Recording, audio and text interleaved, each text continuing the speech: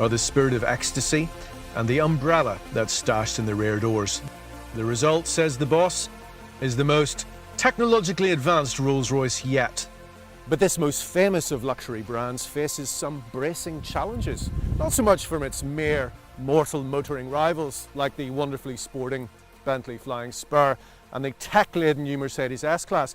No, this challenge is bigger, more difficult to define. A Rolls-Royce needs to be a total luxury experience, something that you inhale as much as you drive.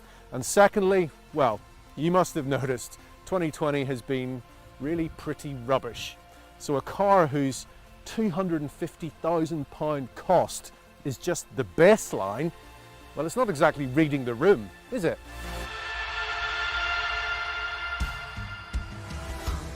The rich might be getting richer, hello Jeff Bezos, but they might also be reining in a bit on the conspicuous consumption, which explains the Ghost's restrained, almost subtle aesthetic. Well, as restrained as any car with a grille that's referred to as the Pantheon could ever be.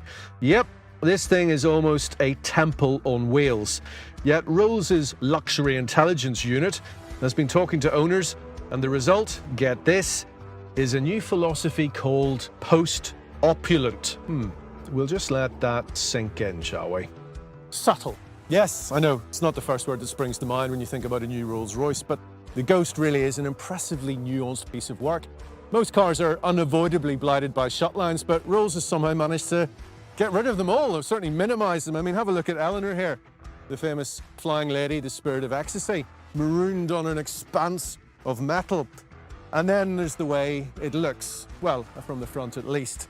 It's more relaxed, more informal, certainly compared to the Phantom Super Limo. But as is the modern way, it's also more aggressive looking. I mean, when was the last time anyone launched a new car and made it less aggressive looking? The grille's vanes are stainless steel. They've been sandblasted, so there's less of a hole of mirrors effect. It's wider, almost 2 meters at its widest, and it's 5.5 meters long. And this is the small Rolls. So imagine you're a car designer and you're dealing with this much sheet metal. You have to employ some techniques to break it up. Rolls-Royce has done this by introducing what it calls a waft line, this one here. I've modified it slightly with some Somerset road mulch. Walk down towards the end of the car. Takes about 5 minutes, 5.5 meters long. Nice bit of rear tyre visible, gives it a bit of stance. The rear is tapered in. Some people think it looks a bit like a Rover 75. Not a bad looking car, the 75 actually. But in other respects, I think maybe a touch anonymous at the back. But Rolls-Royce is all about the details. Here's a good one. No such thing as a gutter on a Rolls-Royce Ghost. Instead, what we have here is a space that is apparently exactly 1 raindrop wide, because someone at the Goodwood factory has measured raindrops. The idea being that the occupants don't get wet when they open these electrically assisted doors. Details. It's all about the details. Unlike the previous Ghost, this one isn't haunted by the presence of BMW 7 Series components. Instead, it uses Rolls' own modular aluminium chassis, although it's had its bulkhead, floor, cross members and sills repositioned to improve its handling aptitude. The front suspension assemblies are further forward, and the engine sits behind the front axle. It also uses all-wheel drive and all-wheel steering for what Rolls-Royce calls a purposeful new personality, i.e. greater dynamism. This is the Rolls that some owners like to drive themselves. Well, they're not plotting to take over the universe from the back seat, that is. So, what about that total luxury experience then? Well, the Rolls-Royce Ghost is one of those rare cars in which you feel better at the end of a long journey than you do at the start. You sit up high. It's almost a quasi-SUV style driving position, and you're cradled in a seat of almost absurd leathery comfort. The view out is imperious across a vast acreage of bonnet whose boundary is demarcated by the flying lady. There she is up ahead in a different postcode.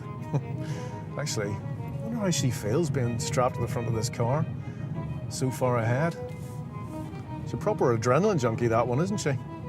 Rolls will go electric at some point when the battery tech matches its range needs. For now, we'll just have to live with the 6.75 litre twin-turbo V12 that's good for 563 bhp and 627 torques from just 1600 RPM. There's double wishbone suspension at the front and a multi-link setup at the rear, air springs all round and adaptive dampers, although there's only one setup and nothing configurable, as it should be on a Rolls. But somehow things have improved yet again thanks to a setup called the planar suspension system. This adds a mechanical mass damper on the upper wishbone on the front suspension to enhance body control. It works in tandem with the existing flag bearer system, which scans the road ahead using cameras so that the surface imperfections are erased before they're even allowed to gatecrash the sanctity of the experience. Oh, it's very smooth.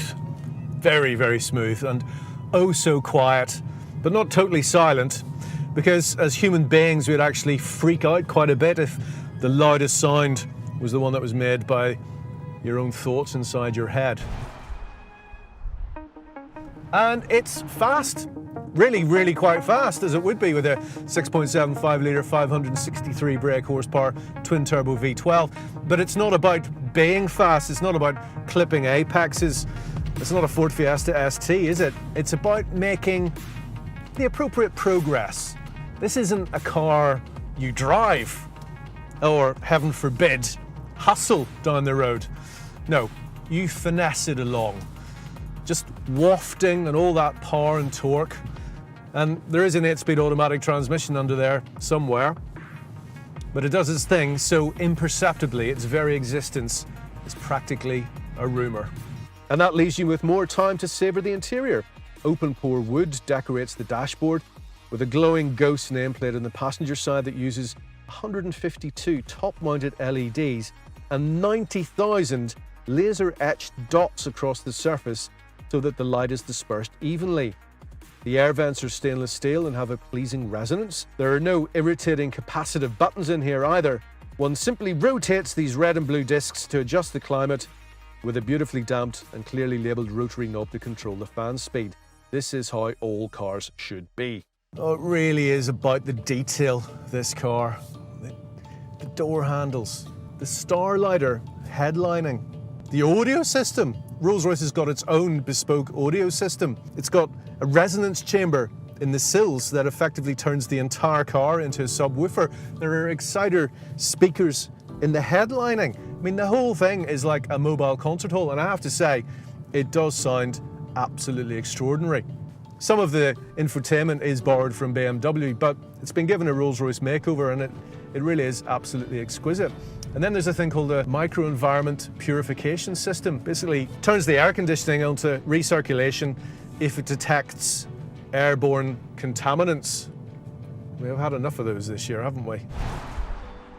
Yeah, it is literally the Rolls-Royce of face masks.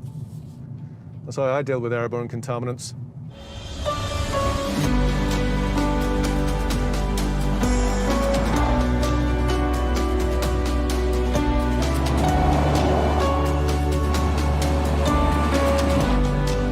The fact is, nothing else turns the act of motorised forward motion into a more